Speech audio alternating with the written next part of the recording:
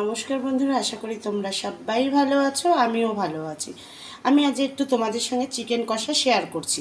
দেখো, এখানে রয়েছে চিকেনগুলোকে আমি ভালো করে ধুয়ে নিয়েছি। আমি ম্যারিনেট করেছি কাঁচা তেল, হলুদ আর গুঁড়ো লঙ্কা দিয়ে আমি ম্যারিনেট করেছি। আমি কিন্তু নুন ব্যবহার করিনি। আর আমি এখানে কি মশলা ফোড়নে দেবো সেগুলো আমি রেডি করে রেখেছি। এখানে আছে সাদা জিরে, পেঁয়াজ কুচি, রয়েছে তেজপাতা, শুকনো লঙ্কা। আর আলুগুলোকেও আমি ভেজে নিয়েছি নুন দিয়ে। আমি আলুগুলোকে কিন্তু ভেজে নিয়েছি নুন দিয়ে, আমি হলুদ ব্যবহার করিনি।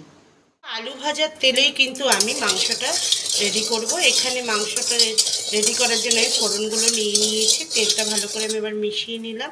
এবার যে ফোড়নে দেওয়ার জন্য যে মশলাগুলো নিয়েছি সেগুলো আমি দিয়ে দিচ্ছি।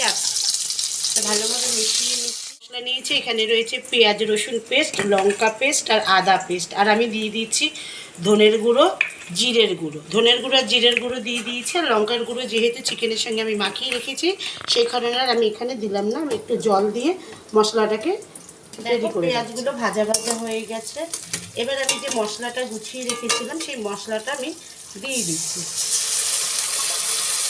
দিয়ে ভালোভাবে আমি আবার মিশিয়ে নিচ্ছি। দেখো, মশলাগুলো হালকা ভাজা ভাজা হয়ে গেছে। এবার আমি দিয়ে দিচ্ছি স্বাদ মতন চিনি। এবার দিয়ে দিলাম হলুদের গুঁড়োটা ভালোভাবে মশলার সঙ্গে মিশিয়ে নিচ্ছি। অল্প পরিমাণ আমি জল দিয়ে দিলাম।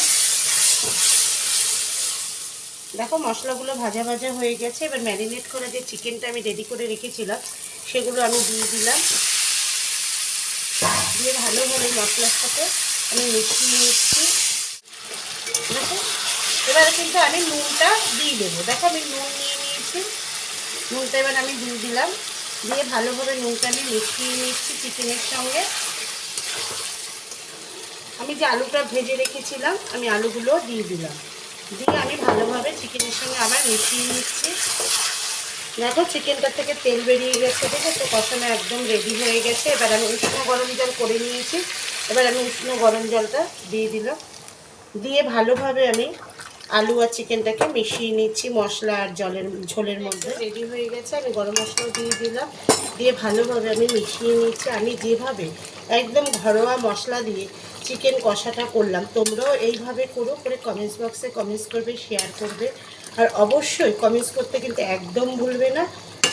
দেখো, চিকেনটা একদম রেডি হয়ে গেছে। গ্যাসটা আমি অফ করে দিলাম।